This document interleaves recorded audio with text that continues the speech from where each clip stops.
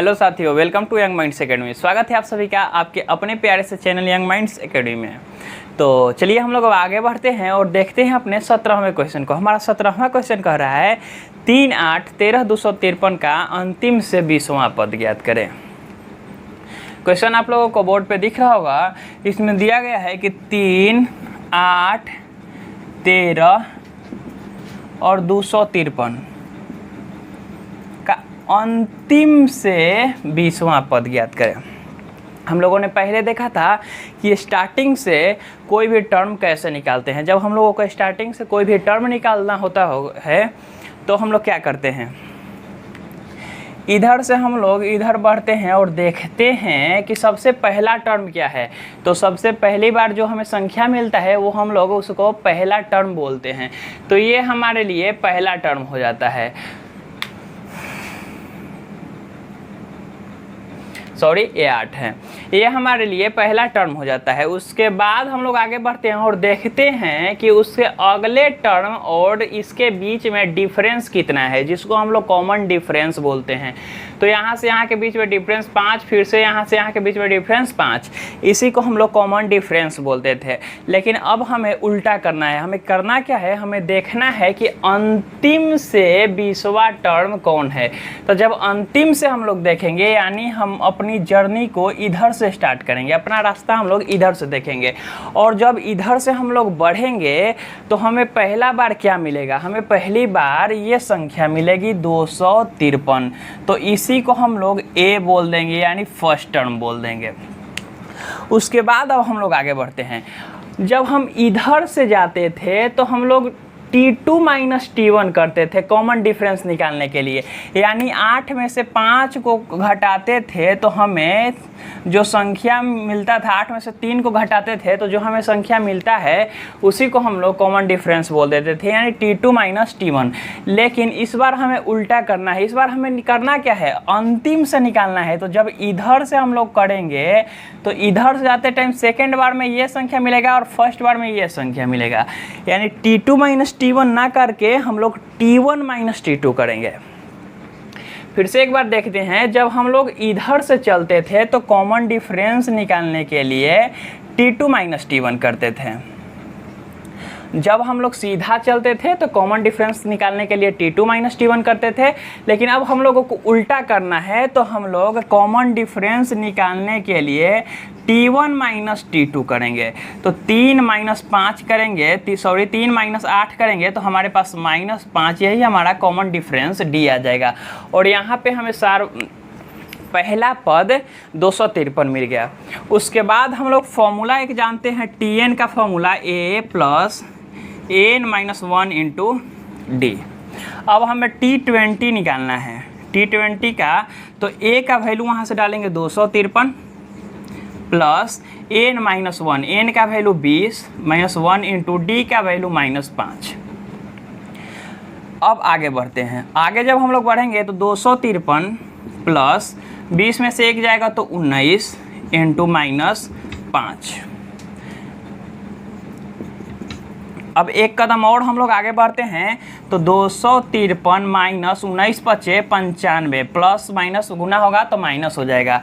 और अगर 253 से हम लोग 95 को घटा देते हैं, 253 में से हम लोग 95 को घटा देते हैं तो 8, 14, 6, 5 और 1, यानी 158 हमें मिलेगा। यही हमारा आंसर हो जाएगा, 158। हमने क्या किया कि जब हम लोग इधर से चलते थे तो पहला टर्म हम लोग इसको लेते थे, क्योंकि हमें पहला व्यक्ति यही मिलता था, इसको हम लोग पहला नंबर पर लेते थे। लेकिन जब हमें इधर से चलना है तो पहला टर्म हमने इसको ले लिया, क्योंकि पहली बार हमें ये मिल गया। उसके बाद हम लोगों ने क्या किया कि जब इधर से चलते थे तो T2 माइनस T1 करते थे, यानी दूसरे में से पहले को घटाते थे। लेकिन जब हमें उल्टा करना है तो ये वाला रूल भी उल्टा होगा। तो T1 माइनस T2 हम लोगों ने कर लिया, जिसके बाद हमें D का वैल्यू मिला। उसके बाद सारा प्रोसेस सेम है पहले वाला। तो आशा करता हूँ कि आप लोगों को इतना समझ में आया होगा। अब चलिए हम लोग आगे बढ़ते हैं अपने नेक्स्ट क्वेश्चन पे। अगला क्वेश्चन है हमारे पास कि किसी एपी का चौथा तथा 8वें पद का योग 24 है और छठे तथा 10वें पद का योग 44 है, तो उस एपी का प्रथम 3 पद ज्ञात करें। सबसे पहले हमें दिया गया है कि चौथा तथा 8वां पद, चौथा पद यानी 4th term plus 8th term हमें दिया गया है 24 दिया गया है, यानी चौथे तथा 8वें पद का योग हमें 24 दिया गया है। उसके बाद हमें दिया गया है कि छठे तथा 10वें टर्म का योग यानी 10वें पद का योग हमें 44 दिया गया है। क्वेश्चन है हमारे पास, यही हमारा क्वेश्चन है कि चौथा तथा 8वां पद का योग 24 है तथा छठा तथा 10वां पद का योग 44 है, तो हमें एपी का 3 पद निकालना है। चलिए बात करते हैं। हम लोगों ने फॉर्मूला अभी देखा Tn = A + An-1 × D, हमारे पास ये फॉर्मूला है। तो अगर इसमें हम ये फॉर्मूला लगाएंगे तो A + 4 - 1 × D होगा प्लस A + 8 - 1 × D होगा = 24। A + 3D होगा प्लस A + 7D होगा = 24। इसको हम लोग मिटा देते हैं। अब देखिए A और A को अगर हम लोग जोड़ेंगे तो 2A प्लस 3D और 7D को अगर हम लोग ऐड करें तो 10D होगा = 24। इतना पे भी छोड़ सकते हैं, नहीं तो यहाँ से अगर हम लोग कॉमन ले 2 को तो A + 5D = 24 होगा, तो यहाँ से कट जाएगा 24, यानी 12 बचेगा हमारे पास। यानी A + 5D का वैल्यू हमारे पास 12 आया। इसको हम लोग इक्वेशन फर्स्ट मान लेते हैं। अब आगे बढ़ते हैं। अब अगर इधर आते हैं तो A + N का वैल्यू 6 है, तो 6 - 1 × D प्लस यहाँ पे A + N का वैल्यू 10 - 1 × D = 44।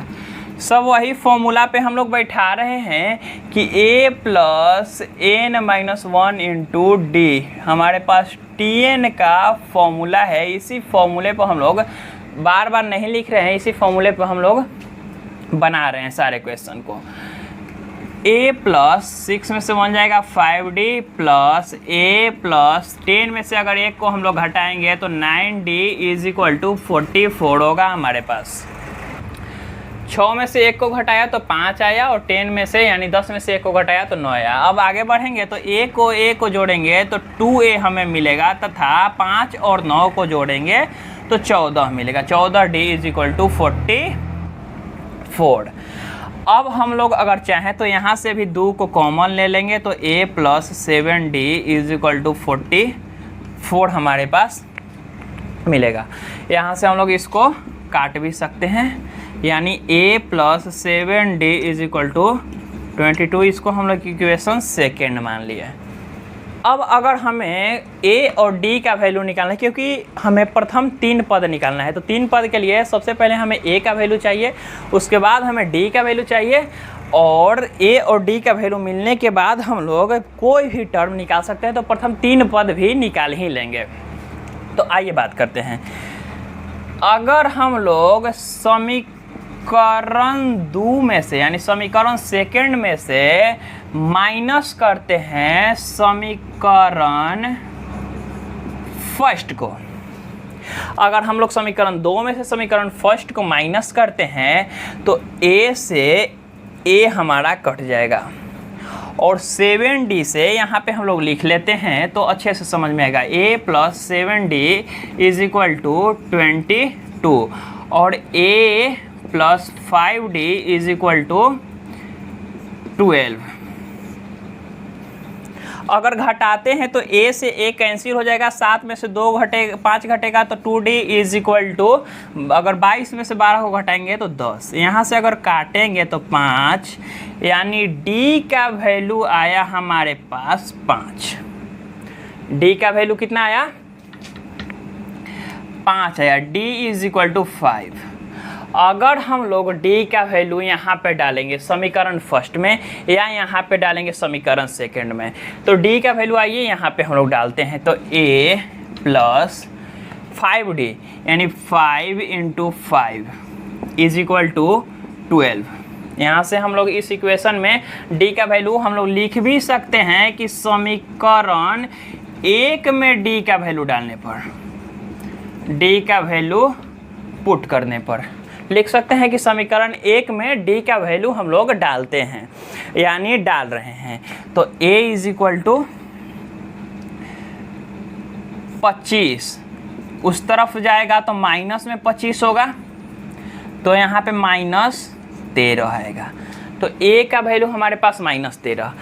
अब हम लोग AP निकालना है, हम लोगों को AP जब लिखना है तो प्रथम टर्म तो हमारे पास -13 आ गया, उसके बाद a प्लस d करेंगे, यानी d को हमने जोड़ना है तो -8 आएगा। उसके बाद हम लोग फिर से इसमें d को जोड़ेंगे तो -3 आएगा। इसी तरह से हमारा AP ये बढ़ते रहेगा। यही हमारा आंसर हो गया, -13, -8 और -3। आशा करता हूँ कि आप लोगों को इतना क्वेश्चन समझ में आया होगा। तो हमें कमेंट करके ज़रूर बताइएगा कि हमारा यह प्रयास आप लोगों को कैसा लगा, और अगर वीडियो अच्छा लगा होगा तो वीडियो को उन लोगों के बीच शेयर करें जिन्हें इनकी ज़रूरत हो।